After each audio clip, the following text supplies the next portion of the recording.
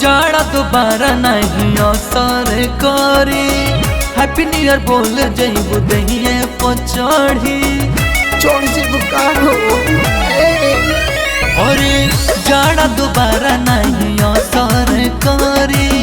Happy new year बोल जइबू दहिए पचड़ी। जाम पे जाम खूब लागी हो, जाम पे जाम खूब लागी हो। सुना ये जानू मुर्गिया असो पटना में बनी हो। सुना ये जानू मुर्गिया असो पटना में बनी हो।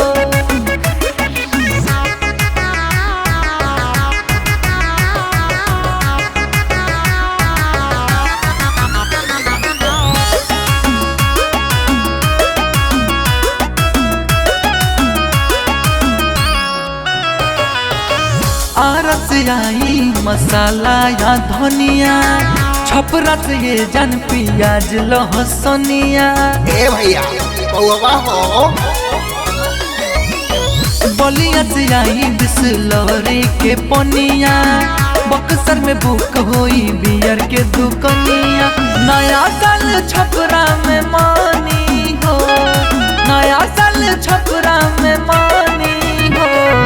सुना ये जानू मुर्गिया असो पटना में बनी हो। सुना ये जानू मुर्गिया असो पटना में बनी हो।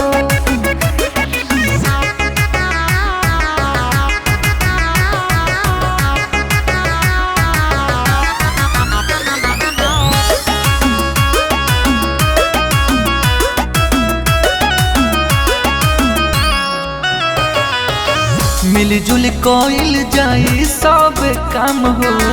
मुर्गा बनी वैरायटी तमाम हो। ए ब्यास कुछ और ही चाहता याद ना। बल्लू राजा ई करी है कमाल हो। असो लई है ई रसियन माल हो। भैवन के मुड़े खूब बनी हो। सचिन अनिल के मुड़े खूब बनी हो। सुना ये जानू मुर्गिया असो पटना में बनी हो।